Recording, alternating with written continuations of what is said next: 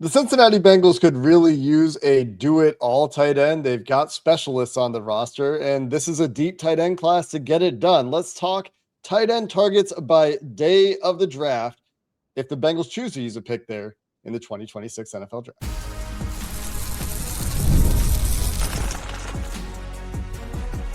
You are Locked On Bengals, your daily Cincinnati Bengals podcast. Part of the Locked On Podcast Network, your team every day. What up, Bengals fans, and welcome to another episode of the Locked On Bengals podcast. I'm your host, Jake Liscow, joined today by tight ends guy Max Toscano. He covers tight ends extensively, exhaustively, and almost exclusively, but also thinks quite a bit about our Cincinnati Bengals. So a great crossover there. You can find his work at Remember the Tight Ends and with Matt Harmon's Reception Perception, where Max Toscano is now doing the tight end charting. And Max, the reason that I think you're great for this is that you spend so much time on this position. You have made it your niche, your specialty. And while I don't think there's really a great shot the Bengals are going to draft Kenyon Sadiq, the only tight end expected to be picked in the first round or expected to have a chance to be picked in the first round this year, there is a real chance that the Bengals draft a tight end this year, especially with Eric All's injury status still being up in the air as he's still recovering from that ACL procedure, hopes to be back this year and says he'll be back this year. And I'm wishing him the best in that, but kind of have to see how that's going to go. And like I said, the Bengals are very specialized in their tight end room without Eric All, especially. And this is a draft class that offers you some do-it-all tight ends, especially when you get to where the Bengals could be picking one. That could be as early as round 3, but I'd be a little surprised. Maybe round 4, round 6 would be some good spots for the Bengals to invest in the position. But given that they're not going to draft Kenyon Sadiq, almost certainly, we won't spend a ton of time on his profile as a day one guy, but instead let's start with how you look at this position, because I'm sure the way the Bengals run this position drives you crazy. Is I know you're a guy that really believes in the do-it-all tight end. You know, it's so interesting that you say that. I actually think the Bengals understand. I just don't think that they've been able to get that guy. I think they tried to get that guy with Eric All, and we've run into injuries, and that's been really so unfortunately a consistent thing for him because he's really such a really solid player, and he has been ever since that second year at Michigan, right? When he really started to break out, and he just hasn't been able to stay healthy, and especially it's all the same stuff with the knees, which gives you that recurrence concern, as we've seen. So, I like their approach there. I like how they deploy these guys because they understand what they fundamentally need on every down, right? And it's not just about receiving ability, because that would just be the equivalent of putting a 6'6" shooting guard at center because you want a center that can shoot, right? Like there's a diminishing return there. That's a whole different thing. And the tight end is a different thing from wide receiver.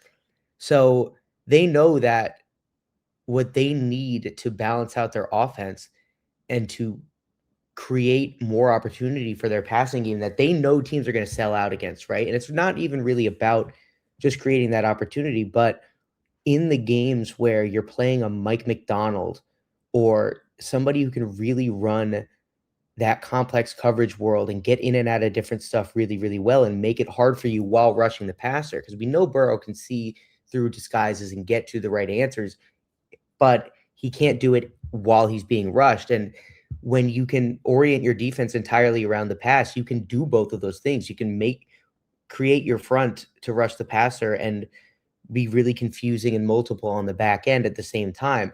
And so that's just a really, really hard way to live down to down.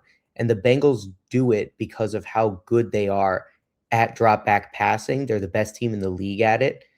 But it's on a situational level, it gets really, really hard. And so what they've done over the last couple of years is they've shifted a little bit from guys like Hayden Hurst and Irv Smith being their starter. And I think they've really learned from that. And now it's Drew Sample because they don't need another pass catcher. They need that sixth element of the offensive line because that's what the tight end is in the run game, no matter who that guy is when he's in that true tight end role. So I think their approach has been good. They just haven't gotten the guy. And as a result, they're left with, two main guys, one of whom is a wide receiver and the other of whom is an offensive lineman.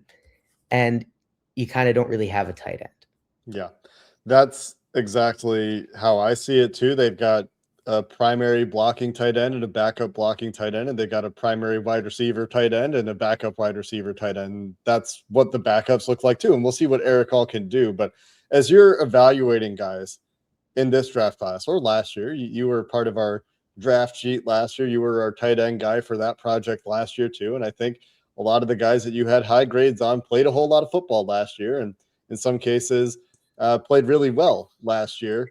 This year, you have a number of grades that are not too far off of some of the top guys last year. How has your process evolved? What are the things that you're looking for when you're thinking about these are the best tight end prospects this year? Yeah, I'm looking for completeness, right? I'm looking for tight ends. And I think that the ability to occupy that starting tight end spot on a consistent basis is critical, because when you're, especially at this position, I think every position, but especially at this one, when you're looking at prospects and comparing prospects, you shouldn't be comparing prospects in a vacuum. You should be constructing your unit in your head with all of those guys in mind and just going guy by guy. And that's when you run into the things that offensive coordinators are going to run into when it comes to deploying these guys. So a good example is Dalton Kincaid in Buffalo, right? He's one of the best pure receiving tight ends in the NFL, but he isn't quite at that level where you can play him in that flex role full time, because you do need an inline tight end on standard downs, because you can't run the ball without it. You just don't have enough guys on the line of scrimmage, and then defenses just don't have to commit to the box.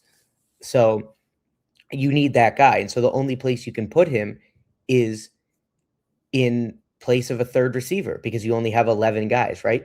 You're going to have the O-line, you're going to have the quarterback, you're going to have the running back, and you're probably going to have two receivers. So at that point, there's just one guy, and the tight end, you're going to have one guy left. So there's an opportunity cost there. And what you figure out is that if he's just blocking safeties and nickels and getting in the way, you can have a receiver do that, and then you're grading him on a whole different curve. So you have to create your unit in your head. And so what I'm looking for is a guy that I can pencil into my starting tight end spot and put him there in as many situations as possible. So if this is a guy that can, if I want to be in 11 personnel and 3 wide receivers on first down 60% of the time, which still most teams are going to do, I want to be able to put that guy there without sacrificing my run game and then turning every 1st and 10 into 3rd and 8. So and that's obviously something the Bengals are trying to do. And when Eric All was healthy, you saw the difference that he made in the way the Bengals attacked the run game, the kinds of things the Bengals did in the run game. And that's the kind of thing you're looking to get back to. And ideally, you're looking to build depth there. Even if you do get Eric All back, wouldn't it be great to have a guy that could supplement and be depth to Eric All? And I do wonder if the Bengals kind of see this position as a bit of a luxury, the way that they've approached drafting it, where there are a lot of tight ends that they've liked, but haven't necessarily liked where they got picked. And they would have taken that guy around later, let's say, or have felt like they needed to devote resources to other positions instead of some of the good players we've seen at the tight end position in recent years. And so I do wonder how they prioritize it. I do wonder how much value they will put on it in the draft this year, but I do think there's a real chance that they'd look at that position and try to add there. And that's why we're going to talk about it. And Max, let's dive into some of the specific players. Let's talk about whether you think that there is a player worth one of those Bengals day 2 picks and some of the details about those guys as we dive deep into some of the tight end prospects this year coming up next. It's tax time, but for a lot of us, the old way of doing taxes is a lot. You're trying to book an appointment that's not the most convenient, sitting in a waiting room at an accounting firm with a stack of papers, emailing back and forth and wondering if they really get your situation. This year, you're getting a major upgrade with Intuit TurboTax. They now have in-person locations nationwide. You can meet face-to-face with a real tax expert, and your documents get uploaded straight to your TurboTax app on the spot. And just like that, you're done. The TurboTax expert will work from there to get you every dollar you deserve while you get real-time notifications and go about your day. It's the relief of walking in, meeting a real person, and walking out knowing your taxes are being handled right. You can head to turbotax.com/local to find a store near you and book your appointment today.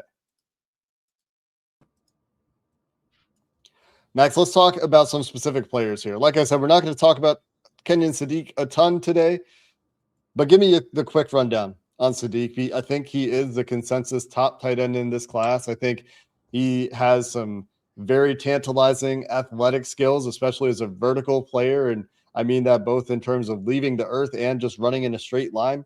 And he's, I think, a pretty impressive blocker in a lot of ways as well. Does that align with how you see Kenyon Sadiq coming out?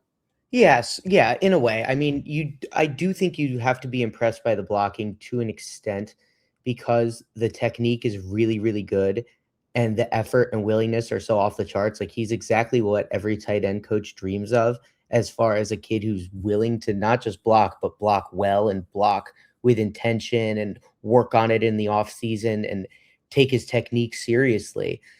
But the issue with translation that I have is that blocking for a wide receiver or a pure flex guy who's just off the ball is really about effort and getting in the way and tenacity. But blocking on the line of scrimmage as a tight end is you're run blocking as an offensive lineman. Your assignments are not different. You follow the same covered, uncovered rules. If there's a D end head up on you, that's going to be your guy. So it's about more than that at that point, and it is about raw strength and technique. And the issue with the tight end position relative to the five other offensive linemen in the run game is that this is one that is a physical mismatch relative to those other guys. So you have to clear certain size and strength thresholds that you're already, no matter who the tight end is, unless you're like Darnell Washington, you're already at the bottom of them. So his 241-pound weigh-in is pretty concerning. And while he does have huge legs, which is where he gets a lot of his ability to create a little bit of initial push, he struggles to control defenders because I think the upper body is just so slender. And he just doesn't have that thickness and heft through the center to me where I can be confident that the technique and effort are going to be enough.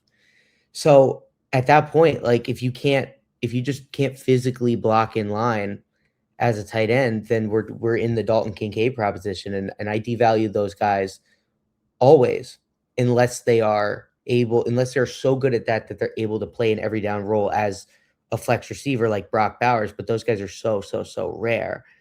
And I don't think he's one of them because honestly, as a route runner, there are huge questions. He doesn't decelerate very effectively. He's pretty stiff. He's inefficient changing direction. And so while the speed is fantastic, that just in isolation doesn't do anything for you. I think it helps him as a linear threat, like off the line of scrimmage, behind the linebackers and into the flats and stuff.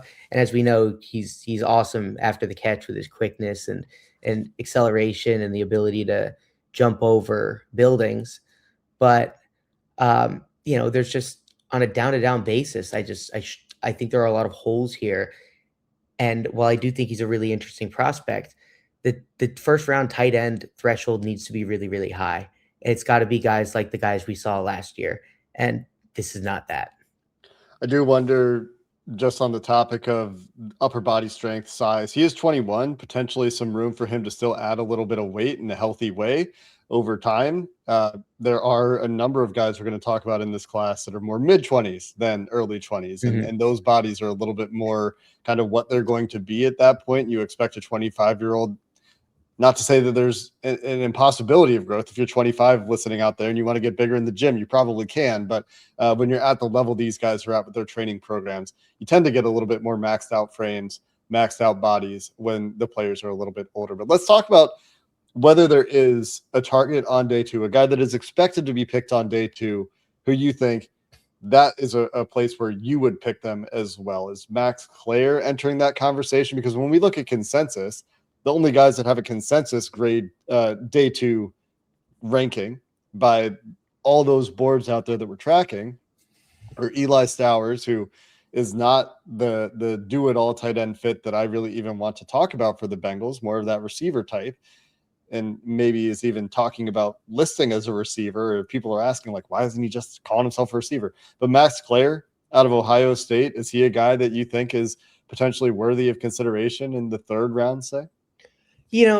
Yeah, I think Klare's really interesting because there are the last 2 years have been so different for him, and I'm not just talking about from a production perspective.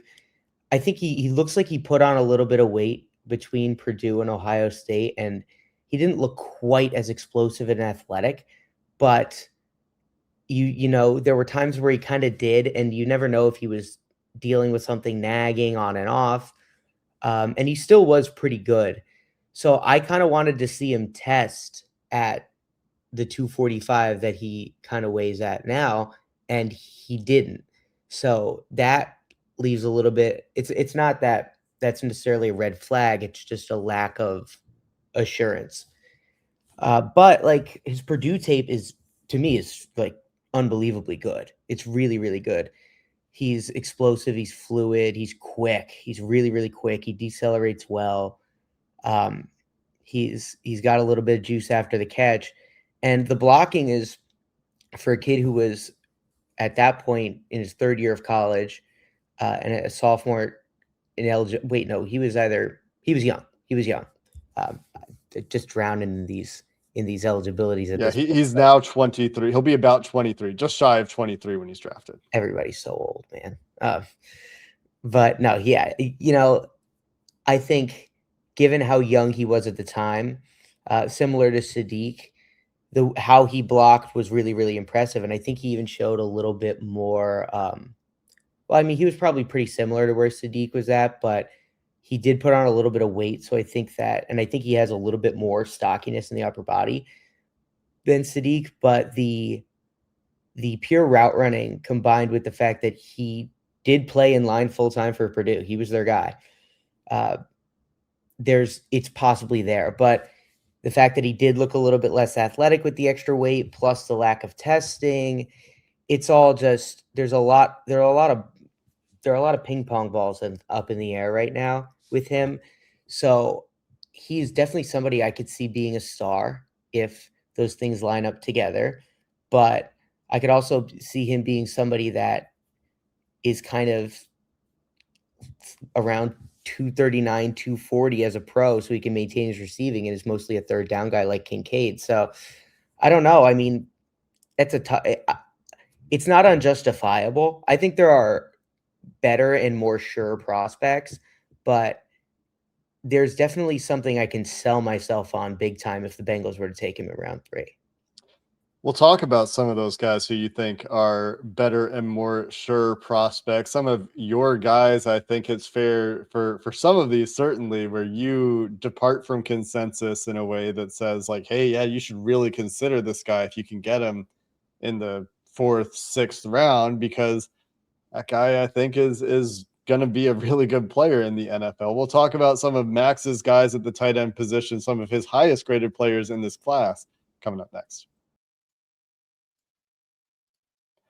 We're brought to you today here on Locked On Bengals by Indeed, and sometimes there's workplace chaos. Sometimes the NFL draft is right around the corner. You've got deadlines stacking up, inboxes overflowing, and there's a position that you have to fill that's just sitting open. Maybe it's not tight end for you and your small business or big business. When the pressure's on, you need the right hire. There's a job for Indeed sponsored jobs who will help you reach the people who actually fit what you're looking for, the skills, the experience, the location. So you're not just hoping the right candidate stumbles across your job posting. And in the time that I'm going to talk to you about Indeed, companies like yours will have made 27 hires on Indeed, according to their data worldwide. So if you're hiring, you can spend less time searching and more time interviewing candidates who check all of your boxes with Indeed sponsored jobs. And listeners of Locked On Bengals will get a $75 sponsored job credit to help get your job the premium status it deserves. All you have to do is go to Indeed.com/podcast. Go to Indeed.com/podcast and support Locked On Bengals by letting Indeed know that you heard about them on Locked On Bengals. Again, that's Indeed.com/podcast. Terms and conditions apply. If you need to hire, this is a job for Indeed sponsored jobs. Max, we can get to some of your guys here. We've talked about the consensus top guys, and let's talk about some of the players that on day 3 of the draft you'd be pretty excited about. Who is at the top of the list for you when you're thinking about, man, if I could drop that guy into the Bengals offense? Who are the handful of guys that you really would be excited about, say round 4, round 6? Because again, the Bengals don't have a 5th round pick. Yeah, well, I mean, it feels inappropriate putting this guy into the day 3 bucket because I think if I were drafting for all 32 teams and I were the only arbiter of where people go in the draft, this guy would go within the first 15 picks of the second round. But Eli Raridon from Notre Dame, I think, is a home run, at least process wise, for the Bengals. Now, I understand why the Bengals would not want to take another tight end with multiple ACL tears, but so that's a little bit of a hard sell. But unlike Eric All, he's been healthy for the last 2 years and he's not coming off anything. So he's shown that he's able to not just handle a big snap load and stay healthy, but stay healthy for a couple of years. So that's slightly different. Although I get it. But this guy is 6'6", 245, though I think he looks like he kind of slimmed down a little bit to handle more of a receiving role this year, and was still excellent as a blocker against guys like Ruben Bain and Akeem Mesidor, who are 2-gapping tackles. So I'm not really that worried about it, especially since he has really, really good length, which is at least relative to tight ends now because all the long kids get moved to edge in high school. But he can play in line full time. I mean, obviously that'll be an adjustment as a rookie, as it is for most guys. But he did it for Notre Dame, and I mean they asked the world of him. It's very, very pro style tight end usage, both in routes and in blocking. So it's really translatable stuff. And they had, obviously, as I said, some really evaluatable opponents that he was able to hack it against. So I love him there, but he's an elite athlete. He was one of the most athletic tight ends in this class, higher RAS than Kenyon Sadiq. He ran a 4.62. Vert and broad are really good. So, with that size, with that inline blocking ability, with that athleticism and productive receiving, it's not the volume doesn't jump off the page, but as we kind of saw with Mason Taylor, if you look at Mike Denbrock's offense, it's so, I don't want to say hostile because it is really good, but it's not great for getting tight ends yards because they don't use any run action really. And when they do, it's just like a simple flash fake on one of their normal drop back concepts. So there's nothing like where you're scheming the tight end open behind the linebackers or into the flats and stuff, where these guys, even the really good ones, get a ton of their yards. I mean, it does sound familiar to the way the Bengals run offense. There's not a ton of that in the Bengals world either. Right. So for him, I mean, you could easily inflate his production by 250, 300 yards if he had some of those.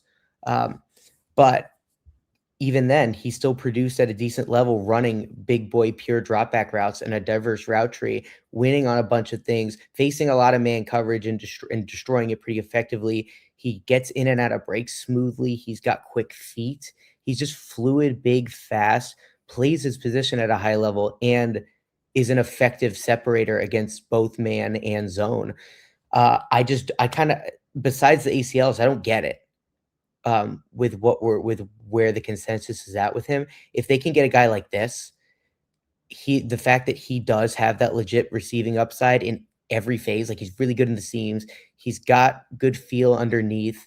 He would just be such a nice complement to Chase and Higgins because he can work that middle on all 3 levels and not have to come off the field because he's Hayden Hurst, right? Yeah. And killing your run game. He's probably, I think, given where Drew Sample is at right now, I think with a little bit of experience, he can probably get to that level as a blocker. Drew Sample's not an elite blocker anymore. He's just good enough in line. So if you have that plus a guy who can now catch the ball and an extra threat, I mean, that's, especially in this offense with how volume gets out, like this could be a real star. Do you see Oscar Delp as a similar prospect in terms of style, strengths, weaknesses, or are there major differences in those profiles? I see them pretty similarly overall from a 10,000 foot view. I think there are some differences, namely that Delp, even though they weigh the same, Delp is not quite as good of a blocker just because he doesn't have the same length. So he has issues at times getting his hands placed, but his feet are really, really good, and his effort level and technique are really good, and that carries him to serviceability. And I think in the NFL, it'll be an adjustment for him. I think he'll struggle a little bit in line early on, but I think he'll get to that level. He's kind of similar to me to Charlie Warner as a blocker, who ended up being a really, really good blocker because similar weight, 245, short arms, but Warner had to learn a lot as far as technique and adjust over time, and he had a great landing spot to do it in Cincy. But I think he can get to that level where he is your every down inline guy, and where he then starts to separate himself is the fact that he is ludicrously explosive. He ran between a 4.48 and a 4.52 at his pro day, depending on who you ask. And that's pretty apparent on tape. He's smooth. He's not necessarily as wiggly as Raridon, so I don't necessarily think he has the ability to win on things like in breakers and complex movement stuff against man coverage, but like as a linear seam stretcher and guy who can work in the underneath and create after the catch, he's really, really good. So again, the Bengals don't need complex route tree from their tight end at all, because if you want stuff from the slot, you just move Jamar there. If you want stuff underneath, you move Jamar there. There's plenty of all that stuff. So all you need to do is have this guy be able to complement them, be a threat on checkdowns, leak behind those linebackers and pop into the seams. And Delp can do that with legitimate explosiveness. So I don't think it would bear as quick of fruit as Raridon, but I don't think any of the tight end doesn't really bear that quick of fruit anyway, unless you got a real stud. So I would like that as well. Not really the position where you're expecting instant impacts very frequently outside of the unicorns, and there have been some unicorns lately, and we'll see if we get any out of this class. I mean, it's always fun. I don't know, something about tight end, that position just is one of the more fun. I mean, maybe it's the personality types of the position. It's one of the more enjoyable positions in the NFL when you have guys that are good. But you also really like Daquan Wright. I know that's been one of your guys for a while in this process, and I wasn't aware of him until you highlighted him. He's consensus 182. You're also a fan of Dallin Bentley, who I was not aware of until we started talking. There's so many guys in this class at the tight end position who are going to be draftable, playable NFL level players. Sam Roush, another one.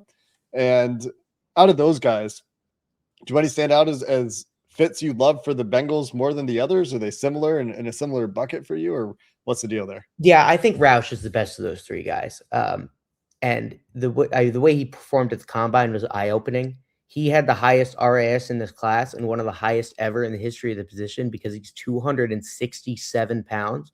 Ran a 4.7 flat, vert and broad were good. Ran the 3-cone, unlike everybody else who doesn't do it. So he's ethical. Agilities are fake. Nobody does them anymore. He did it. He did. And he didn't do that badly. Like, he actually did pretty well. So again, at 267. So he should be the exact thing I'm talking about, right? The one concern I have is that, because I don't necessarily think he's going to be, and everything at tight end exists on sliding scales, right? The receiving and blocking exists on sliding scales, and how good you are at one thing diminishes how good you have to be at the other thing, barring extremes. But I don't think he's ever going to be a good enough pure volume guy and separator as a receiver to be a serviceable inline blocker. Like, if you're getting a 267-pound guy out there as your every down starter, like, he's got to be a real road grader. And I think he has the strength to be. He's certainly the strongest tight end in this class, but he has 30-inch arms, which is preposterous. Well, I think that means that the Bengals have to draft Reuben Bain 10th, and then Sam Roush in the 4th round, and then they can start a club, man. Start a support group together in Cincinnati. Yeah, I mean, they're just like, what are their drills going to do? They're like, imagine their blocking drills. Their helmets just hit each other before anything even happens.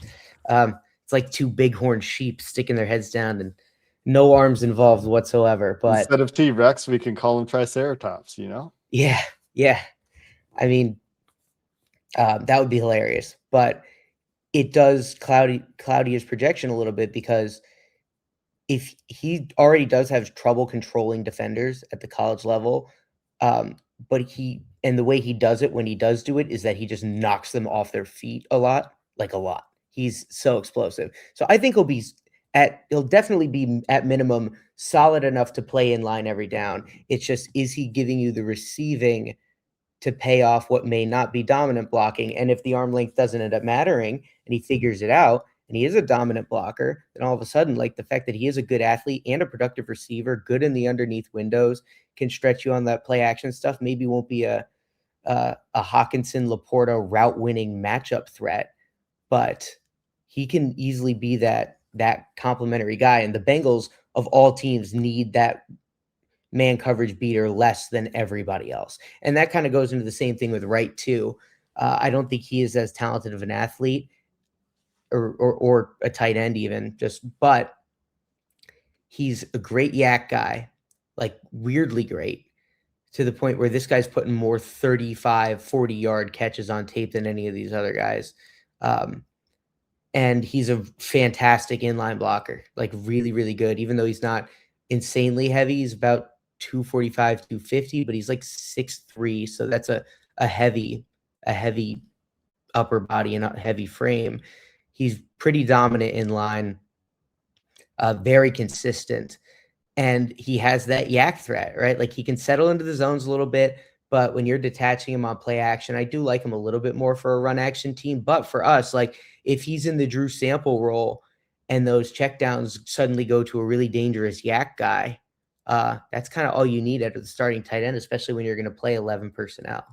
I feel like the upgrade there you're describing is akin to the Geno Stone tackling to Brian Cook tackling upgrade. Drew Sample after the catch is just not, he was never great at it. And at this point, it's a lumbering action for him. Last guy I wanted to get to, Lance Mason, a guy that is from consensus on the fringe of draftability, but a guy that you really like considering where that consensus is. Do you see Lance Mason as a fit, or is it a different kind of tight end for you out of Wisconsin? His tape is really good, like really, really good. There's some blocking stuff in there that's straight up excellent, especially for a guy that's 245, 6'3". But that's a really stout frame. There's good route running on tape. He was really productive and explosive at Missouri State when they were in that last year of their FCS before he transferred up. And he was Wisconsin's leading receiver this year. I mean, he only had 300-something yards, but you got to adjust that for the fact that they couldn't throw a forward pass at all and was still their leading receiver, even though I think they had 2 Senior Bowl guys at wide receiver. There's some really good route running on tape there. And the thing that just kind of gets me is that like his 3-cone in his pro day was so bad, like so bad, which I didn't expect. I expected his 40 to be a little underwhelming, his 3-cone to be okay if he ran it. But like, it's so bad that now now he's in outlier status. So I've kind of rethought that a little bit, but the tape is really, really good. So if they were to get him really, really late or as a UDFA, that would actually be really great, because I think there may be something there. Maybe who knows, but because the tape is really, really good.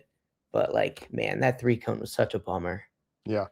Some guys we didn't get to talk about. Like I said, this is an incredibly deep tight end class. Tanner Koziol, we didn't talk about. The other Ohio State tight end, Will Kazmarek, we didn't get to talk about. If you're looking for the Drew Sample replacement, Kazmarek is a guy that stands out to me in that regard. Just don't pick him in the second round this time. Dallin Bentley, 25-year-old from Utah. We didn't get to talk about. Another one that I know you see as certainly worthy of being draftable, Josh Cuevas, another one that you like, I think, a little bit more than consensus, a little bit more aligned there, certainly. But it's a deep tight end class, Max. And when they draft one of these guys that we didn't talk about, or pick up one of these guys that we didn't talk about as an undrafted free agent, we'll certainly be talking to you about that guy again. Because how many tight ends have you watched this year? I've fully watched about 15. And fully does not include reception perception charting, which is extra fully, because that's play by play, point by point. So in some form or another, though, all of them I've seen at this point. Which is like 50 guys, 55, 60 players. I mean, there's a lot of tight ends this year, and a lot of them will be drafted. I think day 3 going to be a big tight end day, and we'll see if we get to talk to Max Toscano again about one of these tight ends. Again, you can find his work at Reception Perception at Remember the Tight Ends. He's also writing about Bengals scheme, doing film breakdowns for BengalsTalk.com. A great resource, somebody you should be following if you're a Bengals fan. And coming up next on Locked On Bengals, we're getting into the defensive positions as we go round by round, looking for players that will fit in the Bengals scheme, in the Bengals team, and in the Bengals draft plans. Until then, thanks for listening to this episode of the Locked On Bengals podcast. Hoo day, and have a good one.